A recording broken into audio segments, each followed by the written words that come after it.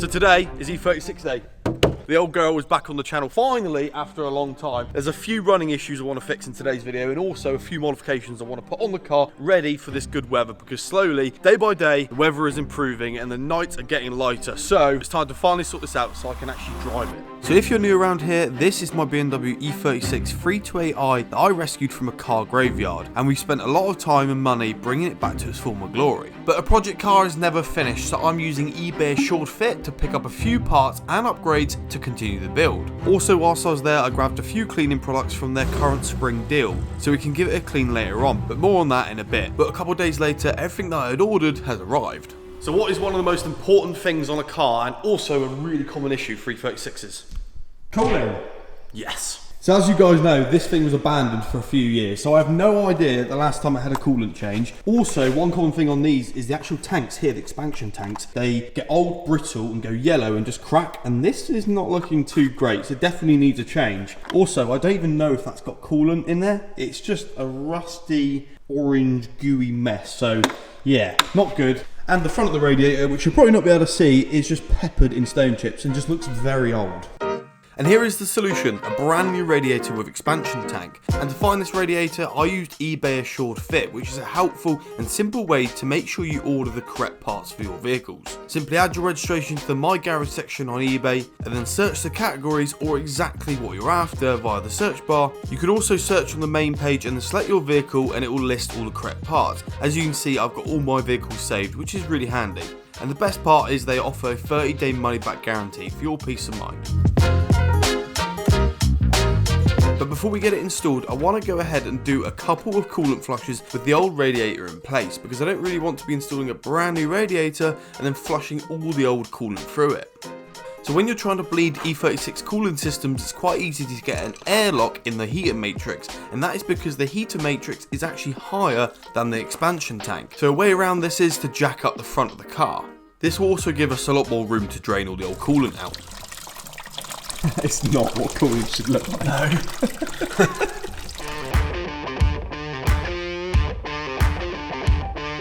With the radiator drained, it's time to remove the remaining coolant from the engine block, which went well. It's going on my arm. It's going on my arm.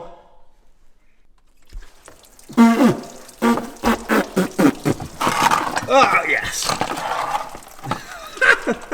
Oh, I knew that was going to be bad. Oh dear. Got out there. Brilliant. With the entire cooling system all drained, it's time to put the drain plugs back in and fill it up with deionized water. Now this stuff is a lot safer than using standard water because it stops the corrosion within the whole cooling system, and it's just good practice to use this. And yes, we're just using this to flush it for the moment, and we will replace it with coolant a little bit later on. We then left the car running, which in theory should allow it to bleed itself. But we ran into a problem. You'll never guess what's happened.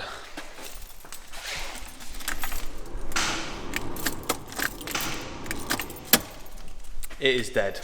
The alternator, I've had a feeling for a while, because I've had a battery light on the dash, that this alternator is either on its way out or dead.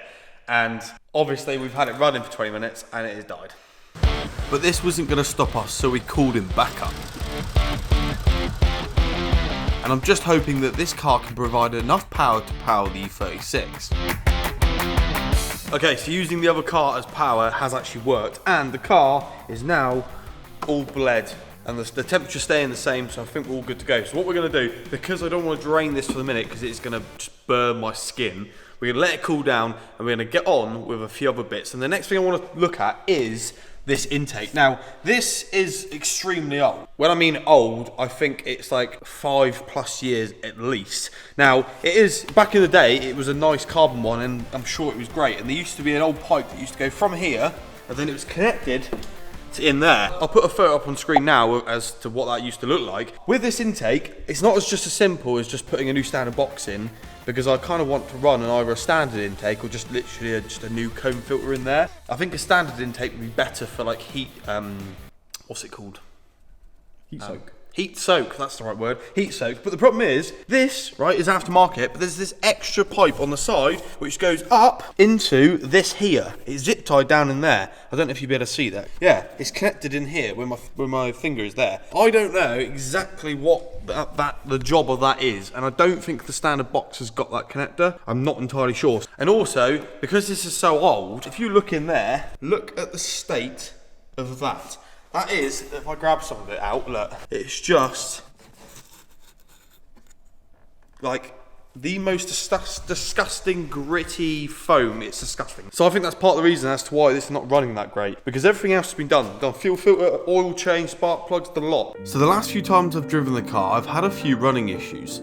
Sometimes it will go into some sort of limp mode and it feels very underpowered, and sometimes I can come up to a traffic light, bring the car to a stop, and then the car just cuts out. And sometimes it will also cut out if it's just sat there idling. It almost feels as if it's struggling for either fuel or air. Good.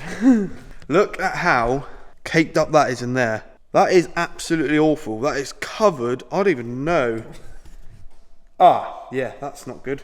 The filter's actually broke. Oh, that'll do it. Look at that, it's just like, and look in here, look at the intake pipe. Can you even see? Look at that. Oh no. Yeah, that's not good. Look at the throttle actuator. She is dirty. Oof.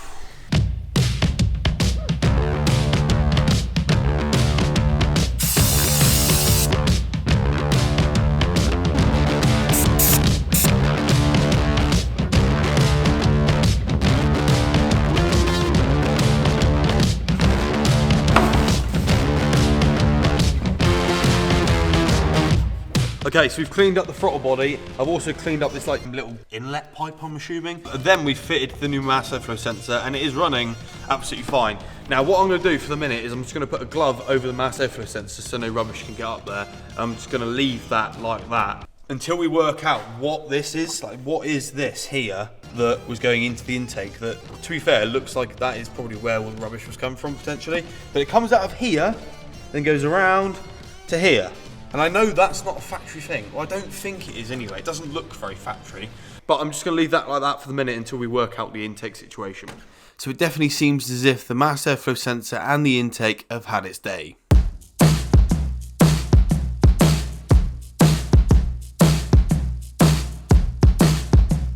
The first mod is a front, have you guessed it yet? Strut brace.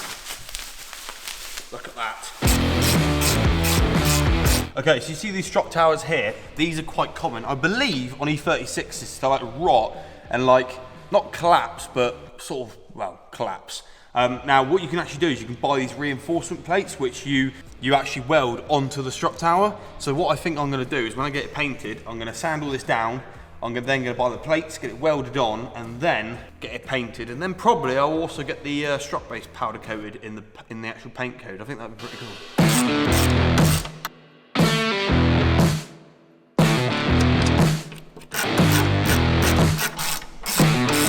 That actually looks really good, and there's nothing better than a nice easy mod. And I'm interested to see if this actually makes a difference, because it is a solid strut brace as well. Do you know what I mean? It is actually mounted and it is solid rather than some of the ones you see online. They're just like nut and bolted here. But yeah, this is not going anywhere, and it looks cool as well. It looks really, really cool.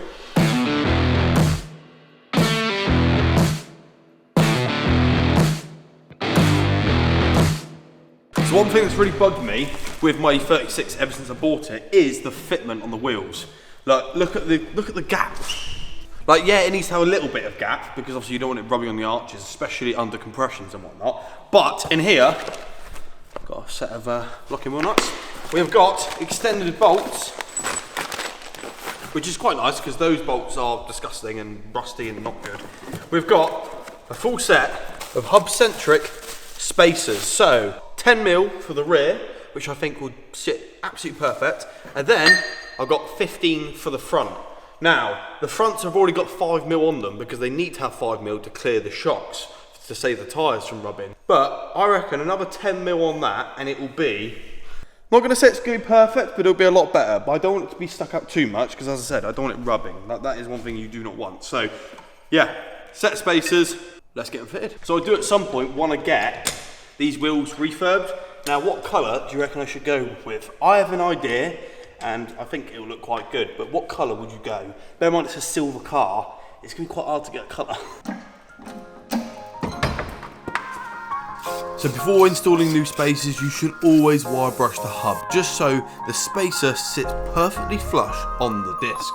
And this is to avoid any sort of wheel vibration, and potentially stop your wheel from falling off. And we're not going to see the full proper fitment until we get the wheels aligned, but it's already looking so much better, and the front is still tucked enough so they're not going to rub. Okay, it's now the next morning. I've let the car's coolant obviously cool down overnight so I can drain it again and do another flush in a minute. But the spacers are now fitted. I don't know how well you're going to be able to see that, but that looks so much better. I have noticed that the wheels stick in more this side than they do that side. Now, I was a bit worried as to what was going on. However, I think it's because of the wing alignment. Because we just shoved them on in a video a long time ago, this wing is further in. If you look at the way the lights are there, than this one. See, there's a bigger gap on here, so it means the wing needs to go further in. So yeah, that's why. I think it's the actual panel gaps on the wings that's obviously, which is making them different. But the rear fitment is amazing. I'm just hoping that doesn't scrub. I don't think it will, and I need the tracking done anyway because it is towing in quite a lot. But yeah, looking good. And with the cooling system cooled down, we can finally drain it. And the idea with this is to just keep filling it up with distilled water, bleeding it, draining it all, and then repeating it. Just to try and clear out the whole system and get rid of any contaminants and just rubbish in the system in general before we put in some nice fresh coolant. But that liquid is looking so much better already. So after flushing it a few times, it's time to remove the old radiator. And on BMW E36s, this is extremely easy. First up, we need to remove this front cover.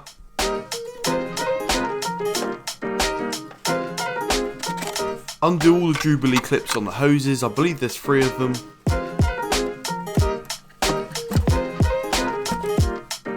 Unplug a sensor, disconnect the viscous fan surround. This doesn't actually need to be removed, it just needs to be pushed out the way so we can get the radiator past it. And then finally the 2 clips which are holding it in place.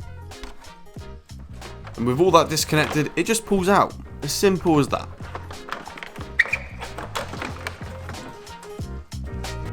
And now seeing this, I'm so glad we're replacing it. The new one looks so much better.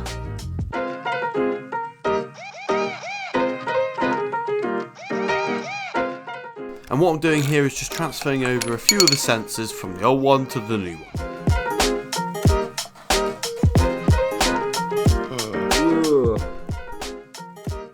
And look at the state of this level sensor. That is disgusting.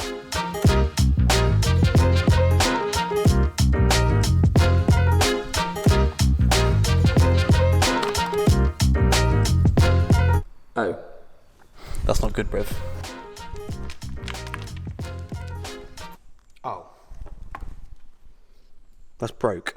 So annoyingly, the level sensor for the coolant has broke. It's obviously very old and brittle, and look how dirty that is. And I've given it a clean as well, and it's still looking that bad. So I'm gonna have to order another one, but it doesn't affect us getting this fitted at least. So I can get it fitted, and luckily I can access this from the bottom of the radiator pretty easily. So we're just gonna have to install it and then not run it up to temperature until we get it filled with coolant. So to install the new one, it's just the same process in reverse.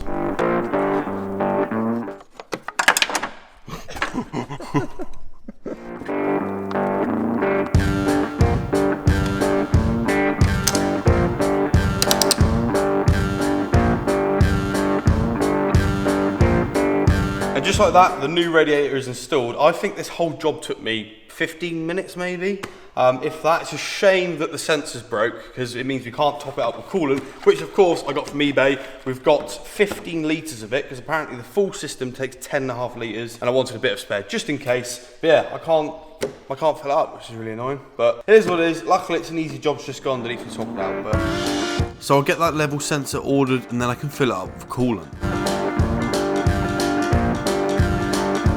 So this is the part of the video that everyone seems to love. Everyone loves seeing a car being cleaned. Now this isn't too dirty, but it's definitely got a load of dust on it. So let's use all the products that I got from the spring deal and spruce it up a little bit and make it look good. Everyone seems to love a car cleaning video, but please do let me know down below if you'd like me to do a full in-depth detail on one of my cars, and I'll try my best to get it as clean as possible. So the products I'm using to clean the car are from eBay's current spring car care deal. And the offer is 30% off, and I'll leave the information down below including the links you can go check out and see if there's any products which take your fancy. But make sure you're quick because the offer ends on the 31st of July.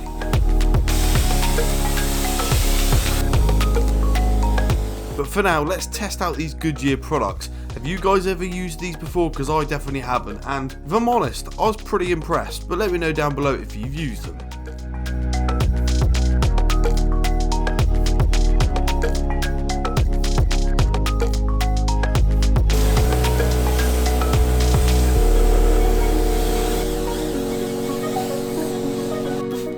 With the bodywork snow foamed and had a contact wash, it's time to move on to the wheels.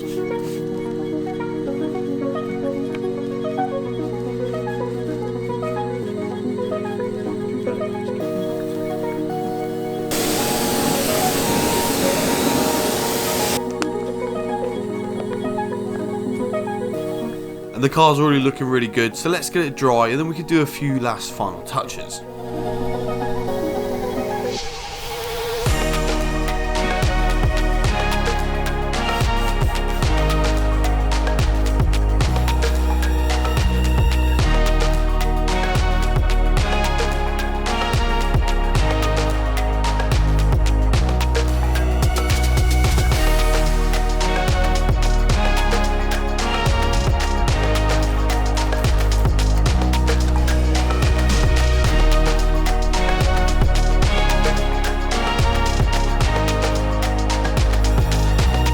So there we go, the car is now all clean and looking really good, and also we fixed a few of the problems. I just need to buy that sensor so we can actually fill it with coolant, then it should be all good. Find an intake as well, but nice few fixes, a nice few modifications as well, and it's slowly coming along. As I said before, I'm in no rush to sell this thing. It's like a long project that I'm probably going to keep for a long time, because I think if I don't ruin it, it's going to go up in value. So I'm just going to take the time with it and just enjoy it along the way. But hopefully you did enjoy the video. If you did, make sure you leave a like, leave a comment, and also subscribe, and I shall catch you guys very soon. And make sure you check out all the links down below. And this is your final reminder to go buy your next car parts using eBay Assured Fit, and also make sure you check out the spring car care deal, which ends on the 31st of July.